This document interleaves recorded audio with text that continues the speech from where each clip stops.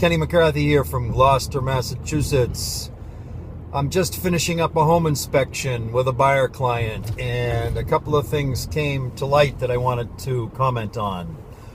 One, the home inspection period, typically 10 days on, gives one the opportunity to inspect the property itself as well as everything that goes along with the property, like the neighbors.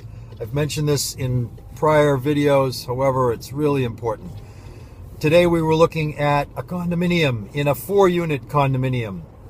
Two of the neighbors happened to come home and were in the parking lot while we were doing the inspection, so I took the opportunity to introduce my client and engage them in conversation regarding the building, the neighborhood, etc. Lots of stuff can come out when one is having a conversation with the neighbor.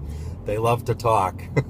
So it's just good to find out who your neighbors are, what they're like, and what they think of the neighborhood, etc. And I suggest doing this with single family homes too. Have your agent walk next door and across the street to find out who lives there, and just get a feel. And if you have a mind to, go with your agent so that you get to meet them as well. The second thing that came up was an issue that had to do with the condominium association.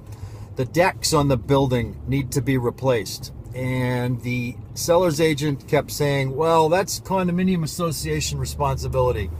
I totally agree. If the decks are the responsibility of the association, then the association needs to deal with it. However, in this case, as in every case, when you buy a condominium, you have a percentage of ownership. And in this case, in a 4-unit condominium, my client owns 25% of that condominium association and is responsible for the debts and responsibilities of 25% of that condominium association. So the cost of replacing that deck, 25% of it is my client. Any liability born as a result of neglect is 25% my client's issue. So just because it's the condominium association issue doesn't mean it's not my client's issue too. So just be real aware of that when you're buying a condominium, you are also buying a part of a business, a part of an association, and depending upon how many units in the condominium will determine your responsibility. So if you are purchasing a unit in a 50-unit condo, in round numbers, you are responsible for 1/50th.